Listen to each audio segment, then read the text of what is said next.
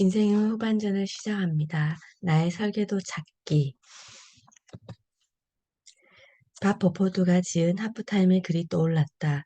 경기가 끝나는 게 두렵지는 않지만 마무리를 잘하고 싶고 누구도 빼앗지 못할 무언가를 남긴 채 떠나고 싶다. 전반전이 성공을 추구하는 시기였다면 후반전은 의미를 찾아 떠나는 시기다. 잘 준비하여 후반전의 의미를 찾아 떠나는 시기를 맞이하고 싶다. 내 인생의 전반전은 세상에서 성공한 것은 아니었다. 그러나 열심히 일하며 자녀 키우며 바쁘게 살았다. 힘들지만 자리를 지켰다. 그 시기를 끝까지 달려온 나에게 박수를 보낸다. 다시 취업하여 작은 병원에 다니며 힘들 때 10여 년 즈음 읽은 하프타임의 내용이 생각났다. 열심히 달려온 전반전을 뒤로하고 하프타임에서 잘 준비하여 의미 있는 후반전을 잘 맞이한다는 내용이었다. 나는 누구일까? 왜 살아갈까? 무엇을 위해 살아갈까? 나의 참된 가치는 무엇일까? 학교도 학사 일정이 있고 시간표가 있다. 회사도 사업 계획서가 있고 피드백도 한다. 작은 전자제품의 설계도가 있고 사용 설명서가 있다. 그런데 난 리허설도 없는 하나뿐인 인생을 살아오면서 인생 설계도가 없었다. 여름에 휴가 계획은 세우면서 인생 계획은 세우지 않았다. 학창 시절엔 시간표대로 수업하고 직장에선 근무 시간에 매여 업무 분장과 사업 계획서에 따라 일을 한다. 집에선 쌓이는 일들을 처리하는 데만 급급하였다. 그저 주어진 여건을 그대로 헤쳐나가거나 때론 힘겨워하며 살아가는 수동적인 삶을 살았다. 인생을 설계하려면 나 자신을 알아야 한다. 나 자신을 알아야 내 인생의 설계도를 그릴 수 있다. 인생은 연습이 아니라 실전이다. 매 순간 전력을 다해 움직여야 하는 것이 인생이다. 모든 영역에서 최선을 다해야 한다. 어느 한쪽을 소홀히 하면 다른 것도 같이 무너진다.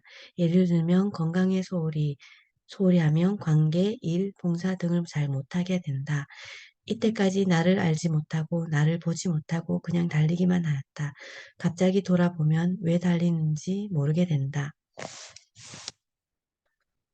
인생이 허무해질 때가 있다.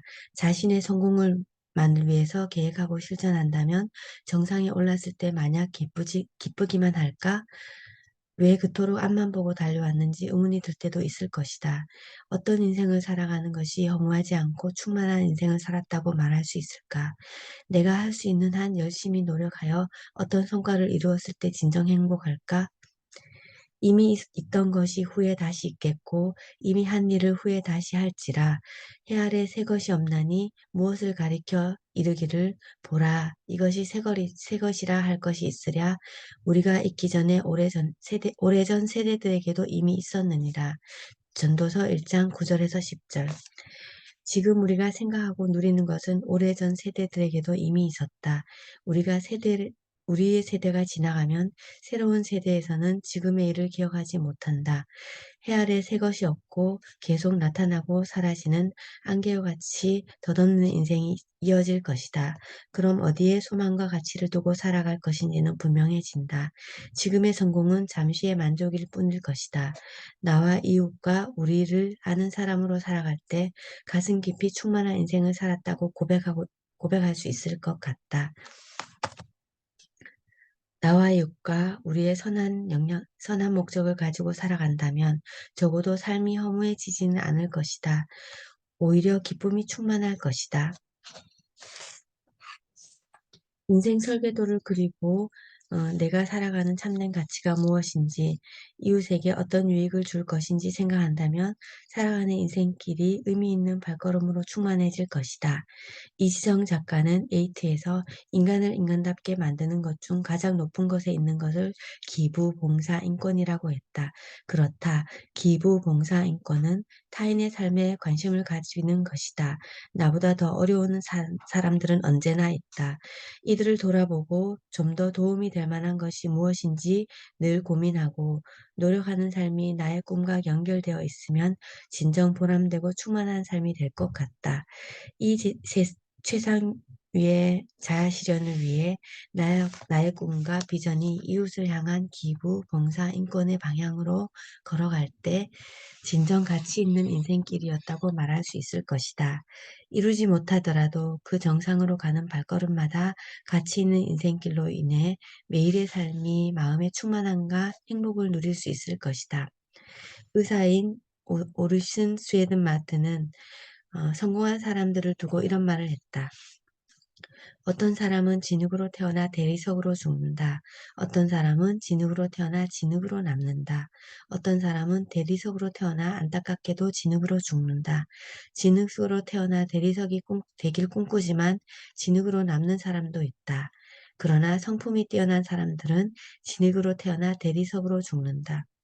이 글을 읽는 분들은 인생의 마지막이 왔을 때 대리석처럼 가치 있는 인생이었다고 고백하는 삶이 되길 바란다. 인생의 목적과 설계도가 없으면 다른 사람의 인생의 조연으로 살게 된다. 꿈만 꾸고 실행하지 못할 수도 있다. 그러면 자존감도 낮아진다. 자존감은 살아가면서 세상에 유익을 주는 의미 있고 가치가 풍부한 삶을 살아갈 때 높아진다. 자존감은 하루의 긍정적 생각, 습관, 행동, 결정을 먹고 자라난다. 하루의 생각, 습관, 행동, 결정은 모두 내가 선택하고 행하는 것이다.